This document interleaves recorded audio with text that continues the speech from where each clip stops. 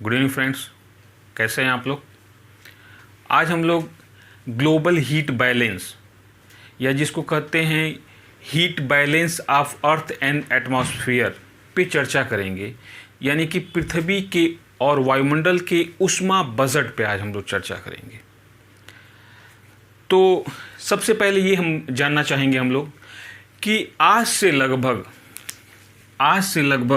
1.5 billion पूर्व यानी कि पृथ्वी के वायुमंडल का वह स्वरूप प्राप्त हो सका या वह तापमान प्राप्त हो सका या वह संगठन प्राप्त हो सका जो आज भी जारी है। यह एक बहुत लंबा भूगर्भिक काल है। तब से पृथ्वी का वायुमंडल संगठनात्मक रूप से और तापीय रूप से समान बना हुआ है। इसका क्या कारण है? क्या कारण है कि पृथ्वी एक आइडियल टेम्परेचर को अभी तक मेंटेन की हुई है जो लगभग 15 डिग्री सेंटीग्रेड के आसपास है,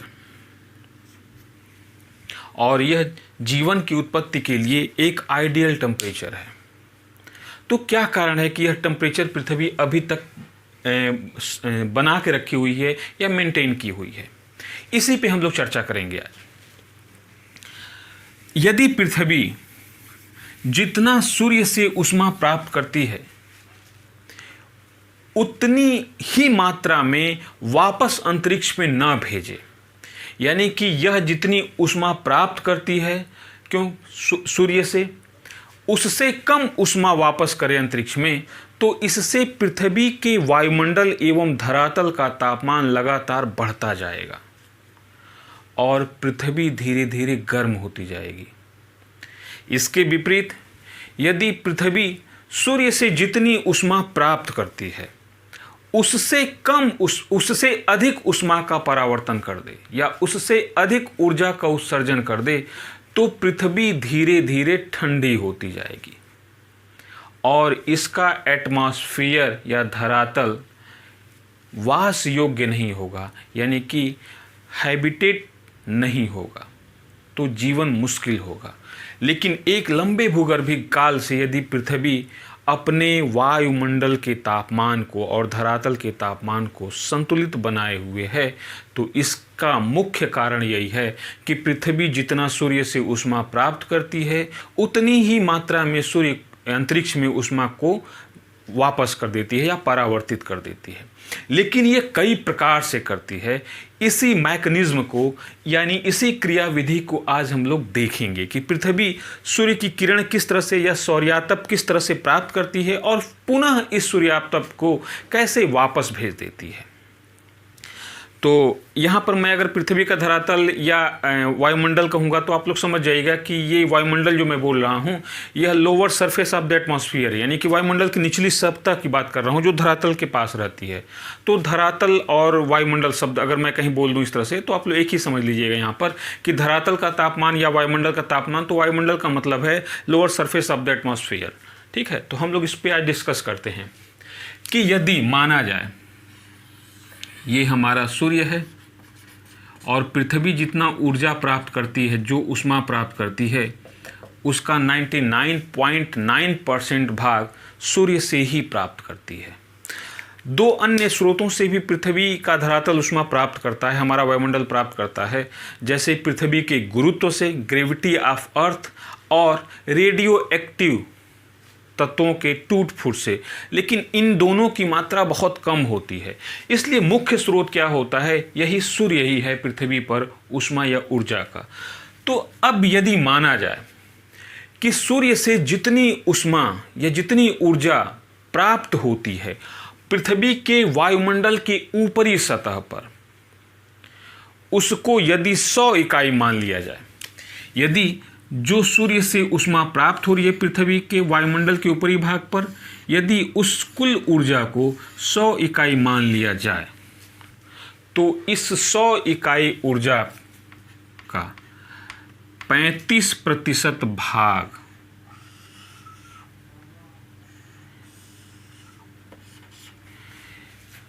कुल सौर ऊर्जा का जो भाग होता है इसको 100 इकाई मान लिया जाए,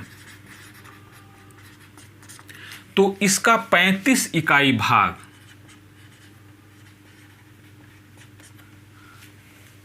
वायुमंडल में बादलों द्वारा या पृथ्वी के धरातल द्वारा परावर्तित कर दिया जाता है। तो इसमें क्या होता है, इस 35 इकाई ऊर्जा को वापस अंतरिक्ष में भेज दिया जाता है। और यह 35 इकाई ऊर्जा किस प्रकार से भेजी जाती है, इसमें क्या होता है कि 27 इकाई ऊर्जा जो बादल होते हैं वह प्राप्त करते हैं और पुनः इसको अंतरिक्ष में वापस भेज देते हैं। तो 35 इकाई में से 27 इकाई सूर्यातप को यानी कि सूर्य की ऊर्जा को बादलों द्वारा वापस अंतरिक्ष में भेज दिया जाता है, जबकि इस 35 इकाई में से 6 इकाई ऊर्जा को वायुमंडल में उपस्थित जो तत्व हैं, कण हैं, एरोसॉल हैं, वह प्रकीर्णन कर देते हैं, इसका स्कैटरिंग कर देते हैं। 6 इकाई तत्व जो सूर्यातप की मात्रा है, इसका वायुमंडलीय तत्व प्रकीर्णन कर देते हैं। अब जो शेष 2 इकाई बचता है, यह 2 इकाई पृथ्वी के धरातल तक तो आता है, लेकिन पृथ्वी के धरातल पर जो हिमाच्छादित क्षेत्र हैं,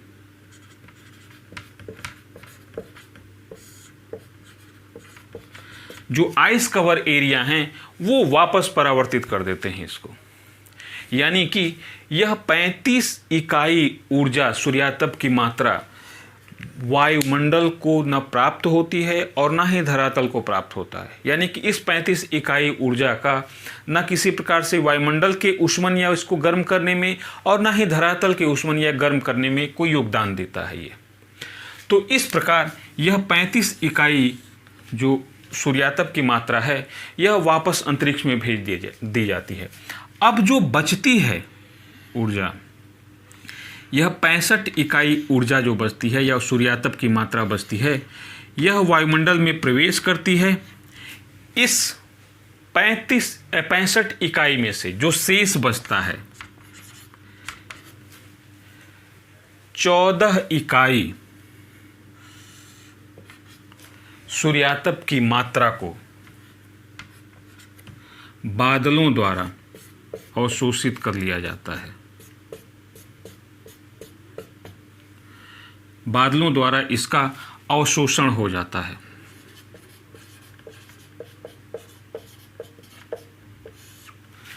यानी कि 65 इकाई में से 14 इकाई सूर्यातप की मात्रा का बादलों द्वारा अवशोषण कर लिया जाता है। अब शेष जो ऊर्जा होती है या सूर्यातप की मात्रा होती है, वह 51 इकाई बचती है।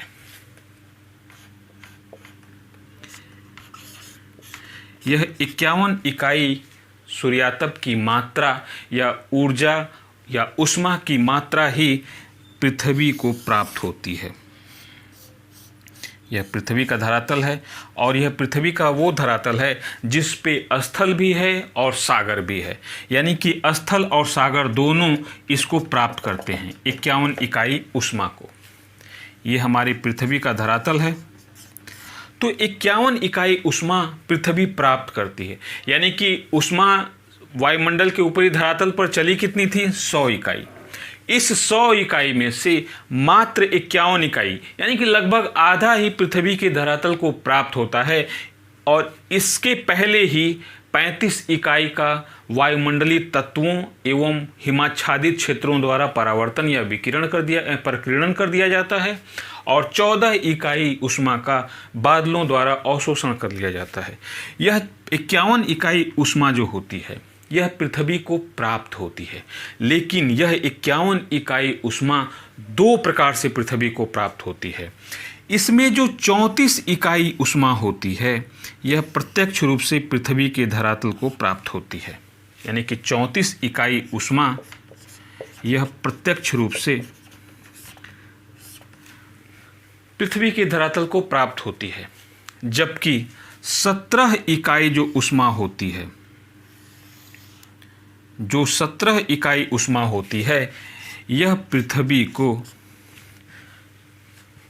विसरित दिवा प्रकाश, डिफ्यूज डे लाइट के रूप में प्राप्त होती है।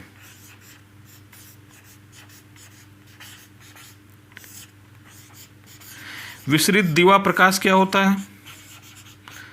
इसको कहा जाता है डिफ्यूज डे लाइट। विसरित दिवा प्रकाश या विसरित नीला प्रकाश भी इसको कहते हैं। विसरित दिवा प्रकाश क्या होता है कि वायुमंडल में उपस्थित जो एरोसॉल या पार्टिकुलेट मैटर्स होते हैं वो सूर्य की किरणों को क्या करते हैं कि विभिन्न दिशाओं में बिखेर देते हैं, इनका प्रकीर्णन कर देते हैं। और यही किरणें जो जिनका प्रकीर्णन हो गया है, यही किरणें धीरे धीरे कहाँ पहुँचाती हैं? धरातल पर पहुँच जाती हैं।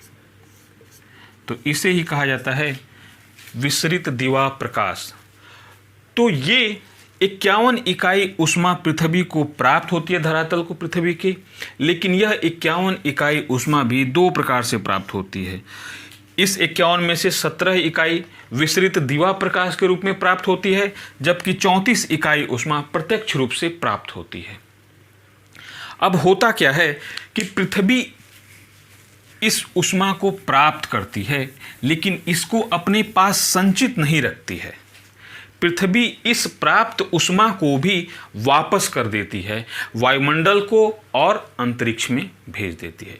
तो ये किस रूप में करती है, इसको देखते हैं। अब पृथ्वी क्या करती है कि जो 51 इकाई ऊष्मा प्राप्त करती है, इस 51 इकाई में से 17 इकाई ऊष्मा को दीर्घ तरंग विकिरण के माध्यम से अंतरिक्ष में भेज देती है। यानी कि 51 इकाई ऊष्मा को यह सीधे दीर्घ तरंग विकिरण के माध्यम से अंतरिक्ष में भेज देती है। और यह 17 इकाई जो ऊष्मा पृथ्वी दीर्घ तरंगों के माध्यम से अंतरिक्ष में भेजती है, इसको वायुमंडल द्वारा रोका नहीं जाता है और यह सीधे अंतरिक्ष में चली जाती है। यानी कि इस ऊष्मा का 17 इकाई ऊष्मा का वायुमंडल को भी कोई लाभ प्राप्त नहीं होता है। अब जो बची 51 में से 17 निकाल देंगे तो जो ऊष्मा बची वो बची 34 यूनिट। इस 34 यूनिट ऊर्जा को या ऊष्मा को पृथ्वी वायुमंडल को दे देती है और यह भी कई रूप में देती है।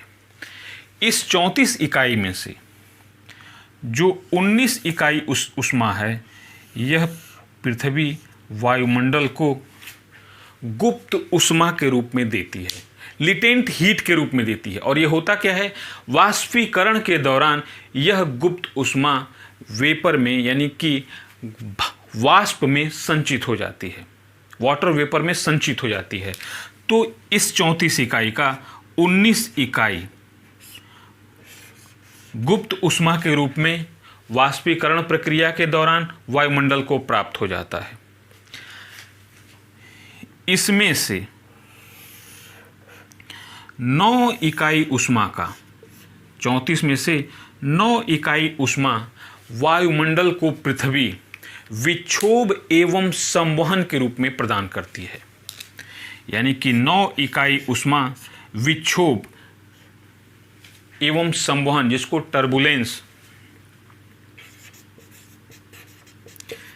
विक्षोभ एवं संवहन जिसको कहा जाता है टर्बुलेंस एवं कन्वेक्शन के रूप में, यह वायुमंडल को वापस कर देती है। जो इसके पास अब बची हुई शेष 6 इकाई ऊष्मा है, यह पृथ्वी वायुमंडल को इफेक्टिव रेडिएशन के माध्यम से वापस कर देती है, यानी कि प्रभावी विकिरण के माध्यम से वापस कर देती है।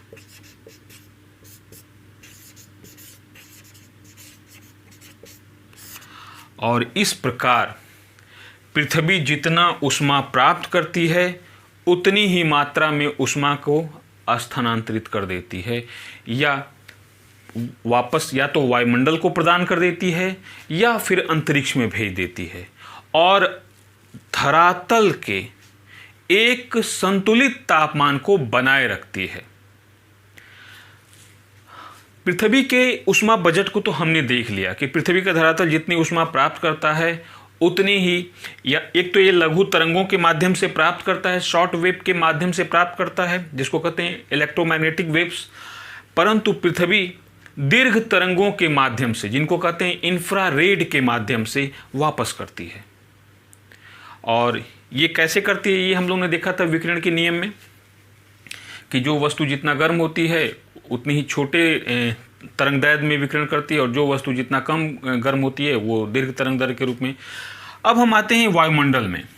तो हमारा जो वायुमंडल है यह एक तो 14 इकाई ऊष्मा प्रत्यक्ष रूप से जो वायुमंडल में स्थित बादल हैं उन्होंने प्राप्त कर लिया। तो 14 इकाई ऊष्मा वायुमंडल में स्थित बादल प्रत्यक्ष रूप से सूर्यातप से प्राप्त कर लेते हैं, और यहाँ से ये 19 इकाई गुप्त ऊष्मा के रूप में प्राप्त करते हैं जो पृथ्वी द्वारा प्रदान किया जाता है। 9 इकाई ऊष्मा विक्षोभ एवं संवहन के माध्यम से वायुमंडल को प्राप्त होता है, और 6 इकाई ऊष्मा वायुमंडल को प्रभावी विकिरण के माध्यम से प्राप्त होता है। और इस प्रकार हमारा वायुमंडल 48 इकाई ऊष्मा को प्राप्त करता है। सूर्य से 100 इकाई चली थी, उसमें से 35 इकाई को परावर्तित कर दिया गया, पहले ही वापस भेज दिया गया। 14 इकाई वायुमंडल प्रत्यक्ष रूप से अवशोषित कर लेता है, और बचे हुए 51 इकाई इस ऊष्मा धरातल पर आती है, और इस 51 में से 17 इकाई को पृथ्वी का धरातल दीर्घ तरंगदैर्घ्य के माध्यम से वापस अंतरिक्ष में भेज देता है। यह वायुमंडल को प्राप्त नहीं होता है। अब शेष जो 34 इकाई बचती है पृथ्वी के धरातल के पास या पृथ्वी के पास, वह विभिन्न रूपों में वायुमंडल को दे देती है। तो इस प्रकार वायुमंडल के पास कितनी ऊर्जा पहुंच गई? 48 इकाई, 48 यूनिट्स पहुंच गई। अब वायुमंडल इसी का उपयोग करता है। जितनी भी वायुमंडलीय घटनाएं होती हैं उनमें इसी ताप का या ऊर्जा का उपयोग करता है।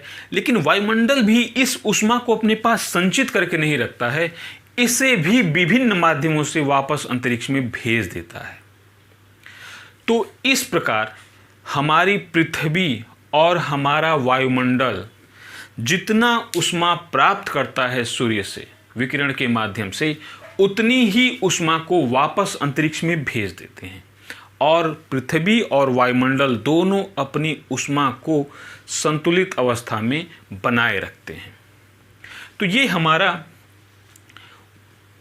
ग्लोबल हीट बैलेंस या बजट है, जिसमें पृथ्वी और वायुमंडल दोनों शामिल हैं, और इस प्रकार पृथ्वी अपने निश्चित तापमान को बनाए रखती है।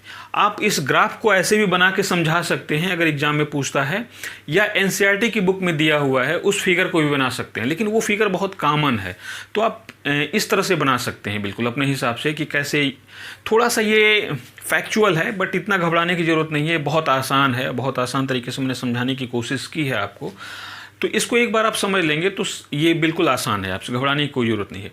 तो ये तो हमने देख लिया कि संपूर्ण पृथ्वी का जो ऊष्मा बजट है या ऊष्मा संतुलन है वो इस प्रकार से स्थापित है, और पृथ्वी अपने ऊष्मा को इस तरह से, यानी कि अपने एक आदर्श तापमान को बनाए हुए। हाल के वर्षों में क्या हुआ है, जब पोस्ट इंडस्ट्रियलाइजेशन शुरू हुआ है, जब औद्योगिकरण के बाद क्या हुआ है कि कुछ गैसों का उत्सर्जन हमने ज़्यादा करना शुरू कर दिया है, और उन गैसों के में सबसे प्रमुख है कार्बन डाइऑक्साइड। और यह गैस का संकेंद्रण या इसकी मात्रा वायुमंडल में लगातार बढ़ती जा रही है। धीरे धीरे इस कारण हमारा वायुमंडल पहले के अपेक्षा अब गर्म हो रहा है। इसे ही कहा जाता है ग्लोबल वार्मिंग। तो मानवीय कारकों से, यानी कि एंथ्रोपोसेंट्रिक, यह वायुमंडल में कार्बन डाइऑक्साइड की मात्रा बढ़ती जा रही है। उसका दो कारण है। पहला कारण हम लोगों ने क्या किया है कि जो जीवाश्म ईंधन है, फॉसिल फ्यूल्स हैं, जैसे कोल यानी कि कोयला, पेट्रोलियम एवं प्राकृतिक गैस, इनका दहन बढ़ा दिया है, बहुत अधिक करना शुरू कर दिया है। ऊर्जा के उपभोग में इनका बहुत ज़्यादा उपयोग करना शुरू कर दिया है। और दूसरा कारण हमने क्या कर दिया है कि बड़े पैमाने पे वनों की कटाई कर दी है, डिफॉरेस्टेशन कर दिया है। जीवाश्म ईंधन के उपयोग के बढ़ने से वायुमंडल में कार्बन डाइऑक्साइड की मात्रा बढ़ने लगी है, और इस कार्बन डाइऑक्साइड की मात्रा का जो पादप हैं, वृक्ष हैं, वो अवशोषण कर लेते फोटोसिंथेसिस प्रक्रिया के दौरान। तो अब वृक्षों की संख्या यानी कि वनों की संख्या कम हो गई है, तो अतिरिक्त अवशोषण हो नहीं पा रहा है।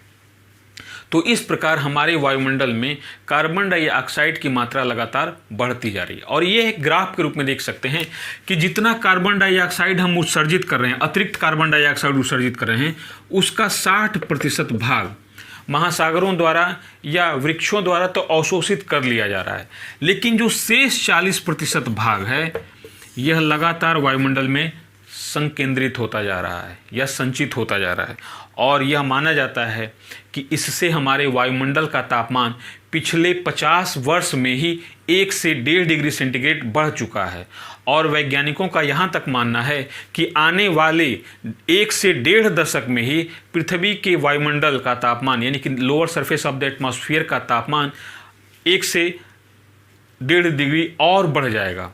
और यह प्रक्रिया बहुत ज़्यादा घातक होगी, क्योंकि इससे प्रजातियों का विलोपन बढ़ेगा और जलवायु परिवर्तन जैसी घटना बढ़ेंगी। जो चरम घटनाएं हैं जैसे सूखा है, चक्रवात है या बाढ़ है, ये भी बढ़ेंगी घटनाएं। ग्लोबल वार्मिंग से समस्या ये है कि ग्लोबल वार्मिंग अपने आप में तो समस्या खुद है, कई समस्याओं को उत्पन्न भी करती है, यानी कि कई समस्याओं की जननी भी है।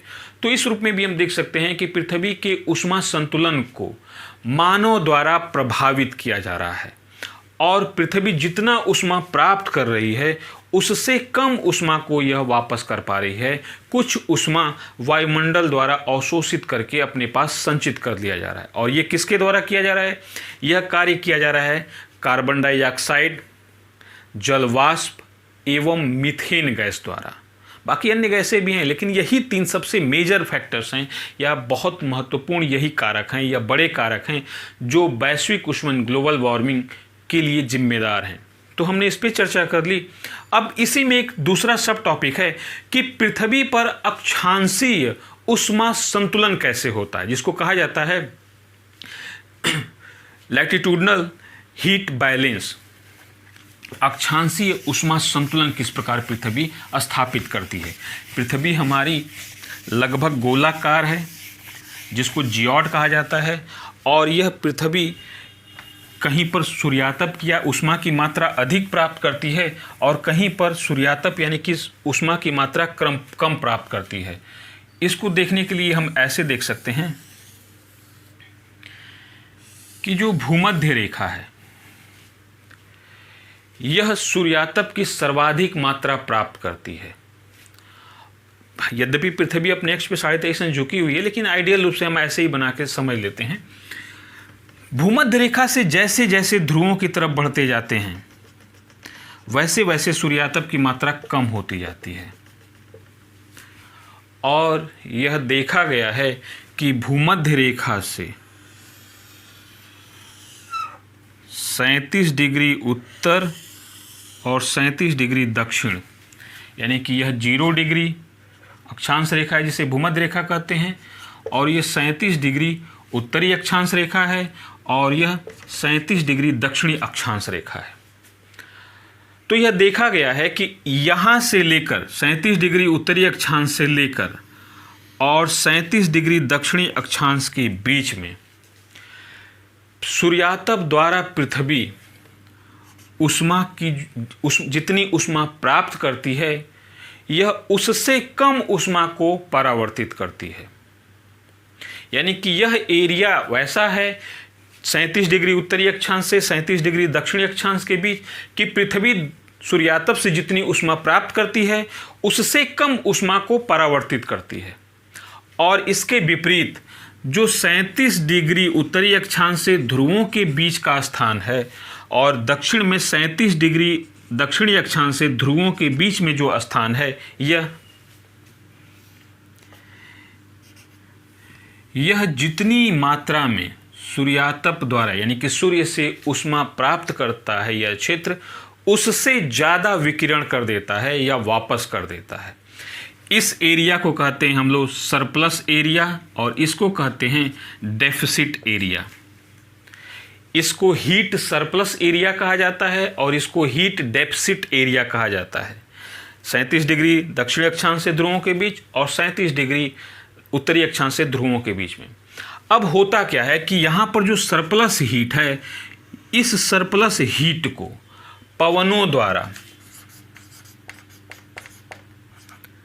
एवं महासागरीय धाराओं द्वारा